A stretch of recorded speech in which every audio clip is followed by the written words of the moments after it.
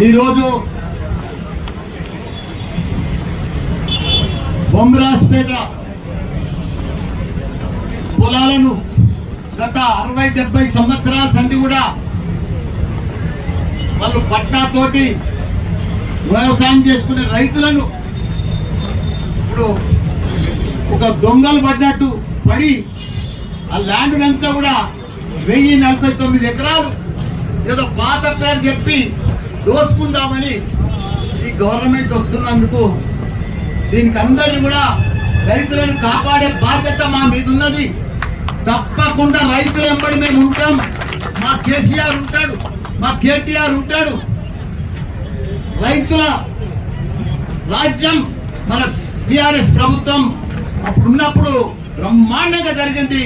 కానీ ఇప్పుడు కాంగ్రెస్ వచ్చిన వద్దుగా బాధలే బాధలు, బాధలే బాధలు, కబ్జలే కబ్జలు, కబ్జలే కబ్జలు. దీనికి ఈ రైతులను భరోసా నింపేందుకు, కాపాడేందుకు మన ఆపద్ బాంధవుడు, మన టైగర్, మన ప్రవీణ్ గారు పెద్దలు గౌరవనీయులు, అదే మాదిరిగా మన లక్ష్మారెడ్డి గారు, మన వైస్ చైర్మన్ మన మధుకర్ గారు, అనిత గారు, మన ముర్చిద్దలపల్లి చైర్మన్ మన రవి గారు, మన అనిత, మన ఎల్లుబాయ్ అమ్మ గారు, మన మేయర్ కావ్య గారు, చైర్మన్ ప్రణీత గారు, కొండల్ గారు, మిగతా టిఆర్ఎస్ నాయకులు, పెద్దలు, చైర్మన్లు, కౌన్సిలర్లు, సర్పంచ్లు, స్థానిక నాయకులందరికీ కూడా, పత్రికా మిత్రులకు కూడా పేరు పేరున నమస్కారం. నాకు బాగా తెలుసు, నేను మంత్రి ఉన్నప్పుడు కూడా ఈ ల్యాండ్ విషయం నా దగ్గరకు వచ్చింది. నేను కలెక్టర్ ఆఫీస్లోకి పోయినా, అప్పుడు కూడా ఆపినా. అప్పుడు కూడా ఇదే రవి, ఈ సత్యనారాయణ రాజు, వీళ్ళందరూ కూడా, రమణ, వీళ్ళందరూ వచ్చి నా దగ్గరికి దీనికోసం మొత్తం అవగాహన ఉంది. కానీ మొత్తం అప్పుడు ధరణి ఉన్నప్పుడు పర్ఫెక్ట్ గా ఆ భూమిని కాపాడడం, వాళ్ళు కూడా భరోసాతో ఉన్నారు. కానీ ఇప్పుడు కొత్తగా భూభారత్ వచ్చింది. భూభారత్ అంతేంది, కొత్తగా కాంగ్రెస్ వచ్చిందంటేనే కబ్జా, కాంగ్రెస్ వచ్చిందంటేనే బస్ దోపిడీ. ఎక్కడ చూడు తెలంగాణ రాష్ట్రం అంతా కూడా వాళ్ళ రైతులకు న్యాయం చేస్తామని గవర్నమెంట్ వచ్చింది. అంతటా న్యాయమే, ప్రతి జాగలో ఎగ్గొట్టేదే రైతులకు. కాంగ్రెస్ అంటేనే కాంగ్రెస్ ఎగ్గొట్టేది. మీరు ఎక్కడైనా చూడు. ఇప్పుడు మన రంగారెడ్డి జిల్లా, మేడ్చల్ జిల్లాలో 1 ఎకరాల చిల్లర 22A తీసుకోవచ్చు. ఆ 22A అంటే అర్థమే కాదు. మరి 22A సీఎం తెలియదా, కలెక్టర్లకు తెలియదా, రెవెన్యూ మంత్రికి తెలియదా? ఇది ఎందుకు వచ్చింది 22A? ఎన్నడూ లేని 70 సంవత్సరాల సంది పట్టాలు ఉన్నాయి, వ్యవసాయం చేసుకుంటారు, పాస్బుక్లు ఉన్నాయి, ధరణి ఉన్నాయి, ఆంధ్రప్రదేశ్ పాస్బుక్లు ఉన్నాయి, కొత్త పాస్బుక్లు వచ్చినాయి, భూభారతి వచ్చినాయి. కానీ 22A అడిగలు వచ్చింది, ఎందుకు వచ్చింది, ఎవరు తెచ్చిర్రు? వీళ్ళంతా నిద్రపోతుర్రా? ఏం చేస్తున్నట్టు గవర్నమెంట్? ఇంతమందిని అల్ల కొల్లలో రియల్ ఎస్టేట్ వ్యాపారస్తులను, భూస్వాములను, వ్యవసాయం చేసుకుంటున్నాను, రైతులను, ఏదైనా చిన్న చిన్న ప్రతి ఒక్క దాంట్లో 22A. మళ్ళీ వాళ్ళే ఎంఆర్ఓ తానికి వెళ్ళి, ఆర్డీఓ తానికి వెళ్ళి, కలెక్టర్ తానికి వెళ్ళి, మంత్రి ప్రతి పైరవ్ చేసుకొని మళ్ళీ రౌండ్గా చక్రం కొడితే కానీ అది పైకి వస్తలేదు. నిన్న మాత్రం దయదలిచి కనకరించిండే మన సీఎం, నేను 22A ఉంటే అందరినీ కాపాడుతాను. చాలా మంచి మాట చెప్పినావు. మరి 22 ఎట్లా వచ్చిందో నువ్వు ఎంక్వైరీ చేయవా? నీ బాధ్యత కాదా? నువ్వు సీఎం కాదా మన రాష్ట్రానికి? అదంటే నీ నా బాధ్యత కదా. సీఎం లెక్క ఒక మాట ఇచ్చినావు, నేను ఇది కాపాడుతాను. మరి ఇదేంటి బొమ్మరాజ్పేట ల్యాండ్ 1000 ఎకరాలది, ఇది నీకు బాధ్యత కాదా? స్థానిక కాంగ్రెస్ నాయకులకు బాధ్యత లేదా? ఎవరు చేస్తున్నారు ఇదంతా? నేను చేతవాడి చేస్తున్నా, చేతవాడితో అవుతుందా? ఈ నంబర్లన్నీ ఎవరు మారిపోతున్నాయి? ఎట్లా చేతవాడితో మారిపోతున్నాయా? ఎవరికి తెలుస్తలేదా? ఎట్లకెళ్ళి మారుతున్నాయి ఈ నంబర్లన్నీ? ఎవరి పేరు మీద చెప్తున్నాయి? ఐటీసీ కంపెనీది 50 ఎకరాలు మాయమైపోయింది. మరి చేతవాడి మాయం చేసిరా?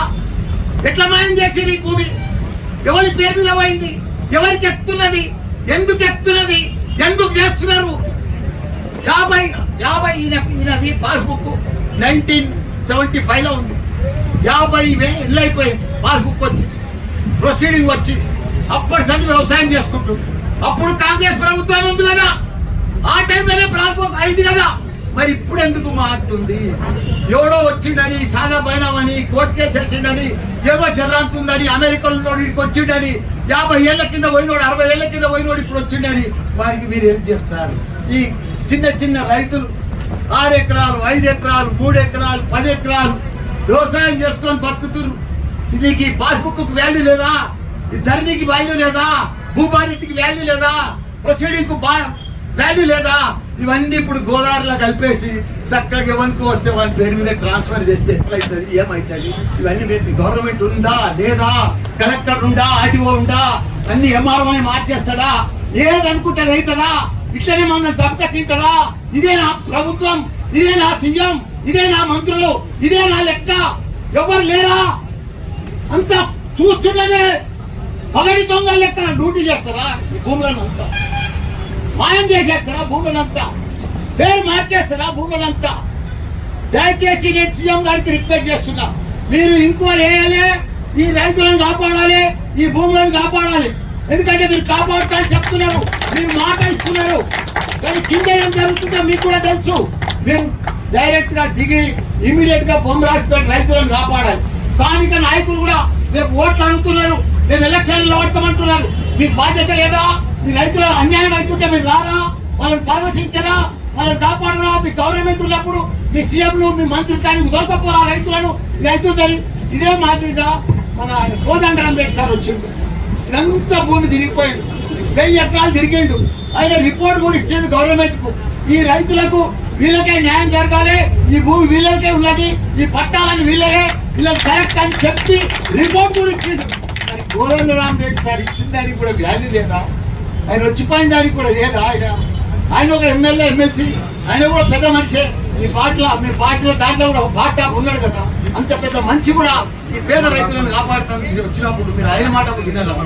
దయచేసి నేను గవర్నమెంట్కి చెప్తున్నా, ఈ భూమి మీరు కాపాడే బాధ్యత, రైతులను కాపాడే బాధ్యత మీది. తప్పకుండా మీరు కాపాడాలి, తప్పకుండా మేము వదిలేదే లేదు. బొమ్మరాజపేట రైతుల తరఫున టీఆర్ఎస్ ప్రభుత్వం ఉంటుంది, మా కేసీఆర్ కేటీఆర్ ఉంటాడు, మేము వాళ్ళ అండర్ నిలబడతాం. ఎవరు వస్తాడో రమ్మని, ఎట్లా వస్తుందో పేరు మాట్లాడో చూడు. మరి గ్యారెంటీగా మేము వాళ్ళ తరఫున ఉంటే ఒక్క గుంట ఒక్క భూమి కూడా ఇవ్వం. వాళ్ళని మేము తప్పకుండా ఇక్కడనే ధర్నా చేస్తాం, వాళ్ళని వదలం. ఎవరు వస్తాడో చూస్తాం. ఈ ఆర్టీఓ కానీ ఎంఆర్ఓ కానీ వీళ్ళంతా మోసం చేసి ప్రభుత్వానికి కకృతి పడి వీళ్ళు రాత్రి పేరు మాట్లాడుతున్నారు. వీళ్ళని కూడా భర్తం. ఎందుకంటే ఎవరు ఇచ్చేదే లేదు. తప్పకుండా రైతుల పక్షాన ఉంటాం. మా కేసీఆర్ తప్పకుండా మమ్మల్ని అందరూ ఇక్కడ పంపించిండు. తప్పకుండా ఆయన పేరు నిలబెట్టి తప్పకుండా భూభారాలు వచ్చినాకనే వాళ్ళు ఆగమవుతున్నారు. తప్పకుండా రైతులను కాపాడాలి. సీఎం గారికి కూడా రిక్వెస్ట్ చేసి చెప్తున్నా, మంత్రులకు కూడా చెప్తున్నా, ఈ భూమి వాళ్ళది, వాళ్ళకి పట్టా ఇవ్వాలి. వాళ్ళకి పట్టా ఉంది. 50 ఏళ్ల సంది వాళ్ళు జరగకుంటున్నారు. దాన్ని ఎక్కడ కూడా ఎవరికో వచ్చిన బినామీ చాలా బైనామీ అని చెప్పి పేరుతోటి రాష్ట్ర పద్ధతి మేము వినము. తప్పకుండా వాళ్ళ పక్షాలు ఉంటాం, వాళ్ళ భూమి కాపాడుతాం, వాళ్ళ ఎప్పటి ఉంటామని కూడా మనం చేస్తున్నా. జై తెలంగాణ.